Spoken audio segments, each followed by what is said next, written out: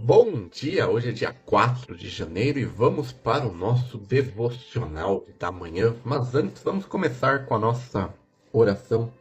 Jesus, Pai querido, que o Senhor esteja presente do começo ao fim deste devocional. Que o Senhor traga todos que precisam ouvir essa reflexão sobre a sua palavra que se encontra em Oséias 3, versículo 1.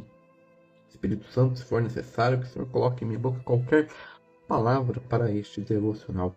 Agradeço por estar conosco nessa manhã. Amém, amém e amém. Vamos lá para o nosso devocional da manhã, que tem como base Oséias 3, versículo 1. Então vamos ler a introdução do livro Oséias da Bíblia Spurgeon.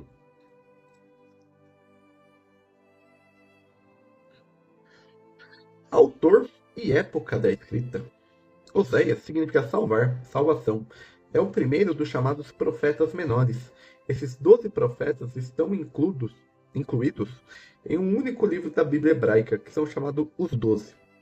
Exceto pelo nome de seu pai, Peri, nós não sabemos nada sobre o passado desse profeta.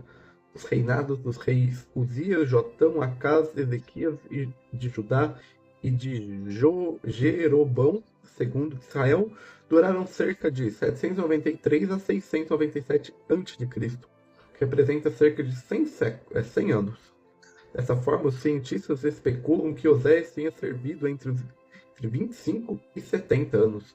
Oséias operava a partir do Reino do Norte com as 10 tribos, mas sua mensagem também dizem a respeito do Reino do Sul de Judá.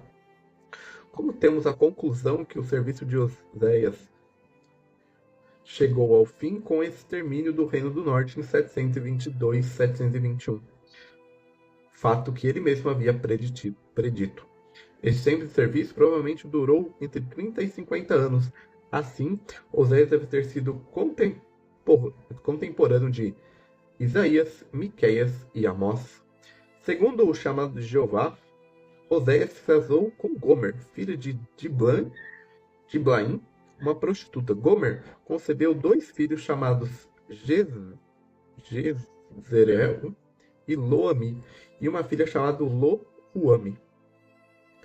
Não sabemos nada sobre a vida, mas da vida e morte de Oséias. Propósito de escrita. O tempo de serviço de Oséias é descrito em 2 Reis 14, 23 a 29, 15, 17, 18, 19 e 20. Sob Jeroboão II, houve uma melhora externa no reino de Israel, mas a apostasia e a idolatria levou o povo irresistivelmente ao juízo. Em adição a isso, os reis da Assíria atacaram Israel continuamente.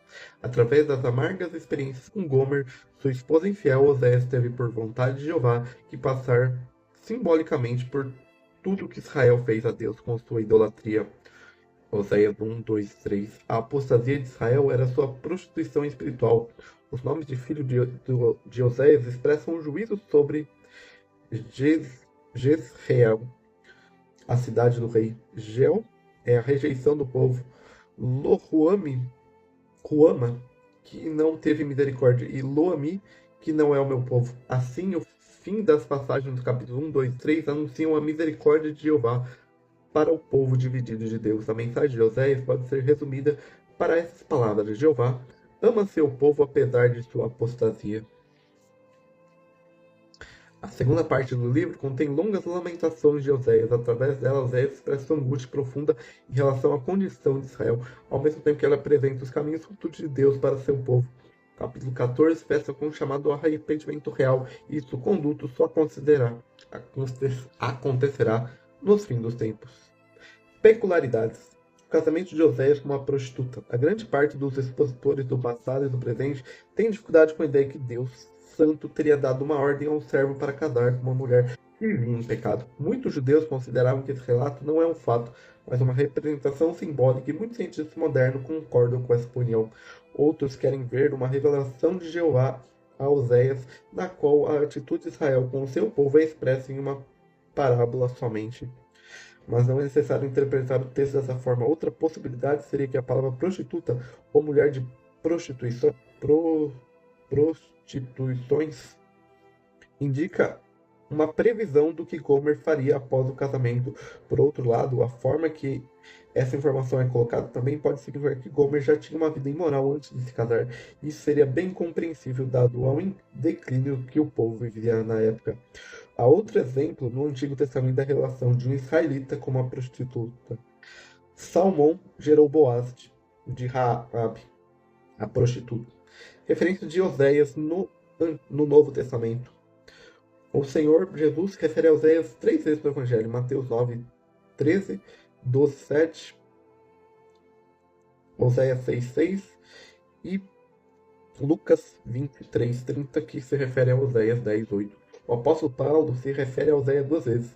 Romanos 9, 25, 26, que refere-se a Oséias 2, versículo 23, 1, 10 e 1, 10, 1 Coríntios 15, 55 e Oséias 13, 14.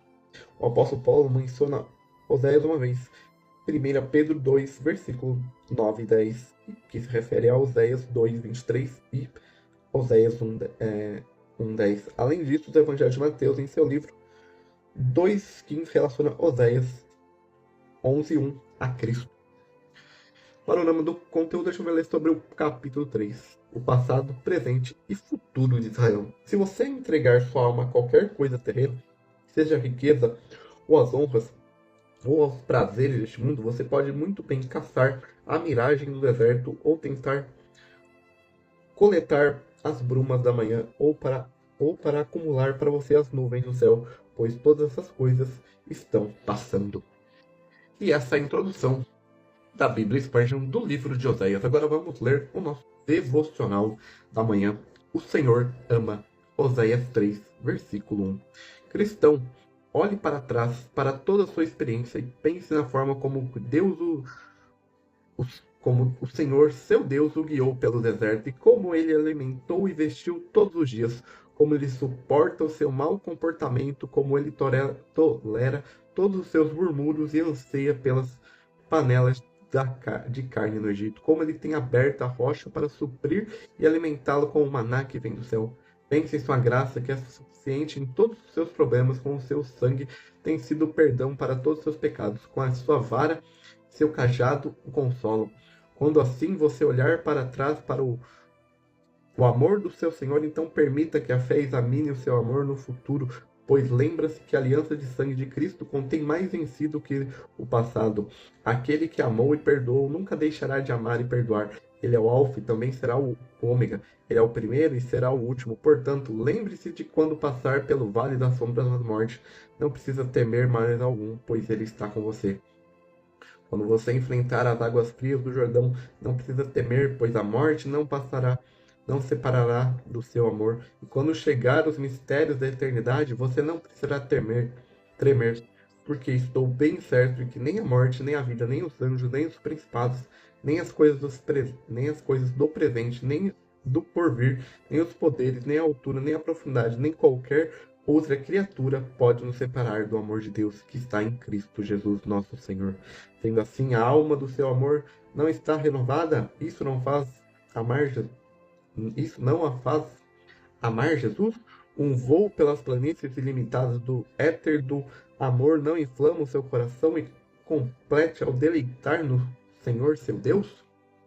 Certamente, enquanto meditarmos no amor do Senhor, nossos corações ardem dentro de nós e ansiamos amá-los ainda mais. E esse é o nosso devocional da noite. Mais tarde nós temos o nosso devocional da noite lá no Instagram. Tenha um bom resto de quarta-feira e nós nos vemos no próximo. Tchau, tchau.